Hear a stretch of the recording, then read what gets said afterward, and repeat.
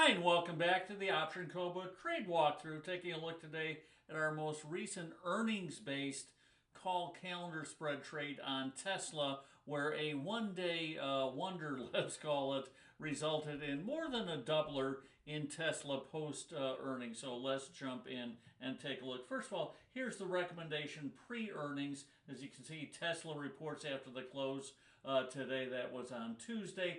220 was major support on the stock. We'll see that in a second. 265 overhead resistance, hence why we chose those strikes to sell, right? Kind of some commentary as far as what the earnings were expecting. Tesla had been beaten into submission almost so bad it had to be good, which ended up kind of being the case here. Options were implying about a little bit less than a 10% earnings base move, which put it again at that 265 strike price, which was up here, that overhead resistance level. Also right at that 20-day moving average. So when we look at the chart, we'll see that. So the trade idea was to buy the May 2nd, the week after earnings, right? 265 calls. Sell the earnings week, the April 25th, where the earnings implied volatility had jumped calls, paying around $2 net debit. You can see 206. I've pulled off some of the fills, was one of the fills used here. But the reason for we're able to buy about a 90 IV and sell over 120 IV. Here you can see we were, this fill in particular, right, 91.37 IV on the buy side, 127.99 on the sell side. So a very nice term structure of vol differential of over 36 vol points, which you know that will flatten post earnings. So that's the nice edge. Leaning a little bullishly, 6 deltas net long, right? Long 22 delta, short of 16 delta. And then positioning, as I said, where I think the rally might be capped off post earnings around that 265 area, which on the chart looked like resistance. The 20-day moving average was there. It was about around that kind of 9% expected market maker move on the earnings straddle. So we did get into the trade at 206 net debit. Lo and behold, today post earnings, you can see Tesla did report earnings that were actually a little below expectations,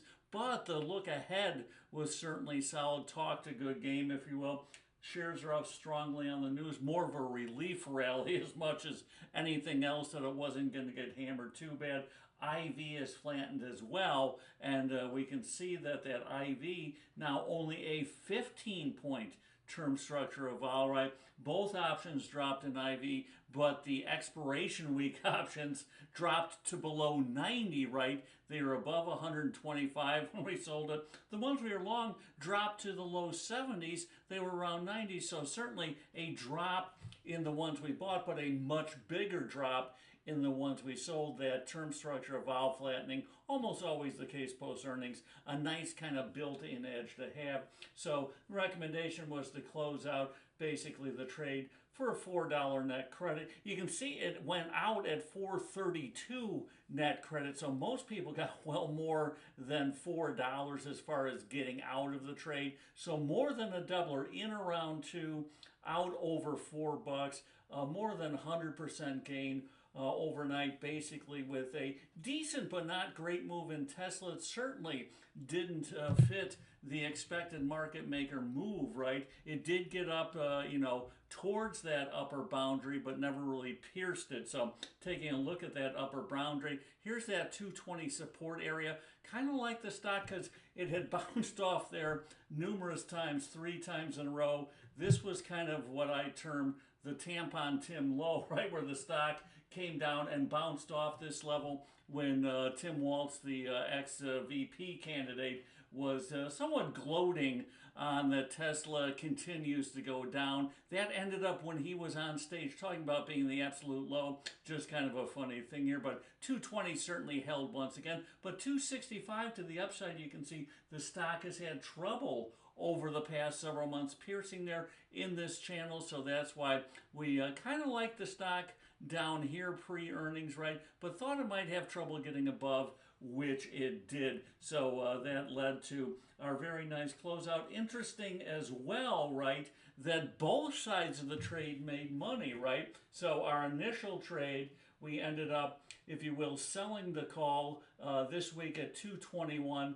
buying next week's call at 427. As far as the closeout, we were able to buy back this week's call, even with the stock up almost $13 for cheaper. Why? Because IV dropped from over 125 to under 90, so we made 44 cents on the call that we sold, and the call that we bought went up in price, right? IV dropped, but not as egregiously. So that call with that big up move in Tesla, right, went from 427 the day before earnings to 610 when we closed it out. So we made $1.83 on the long part of the spread. So both sides of the spread made money.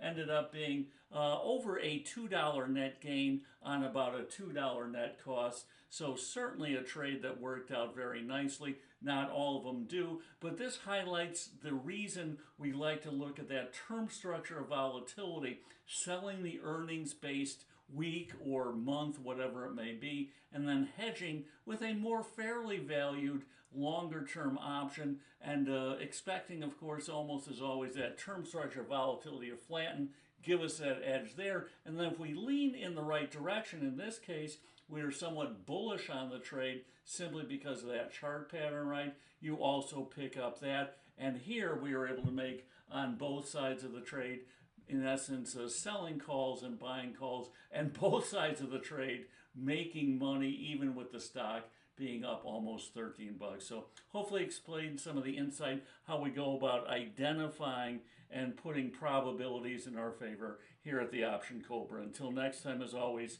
here's the good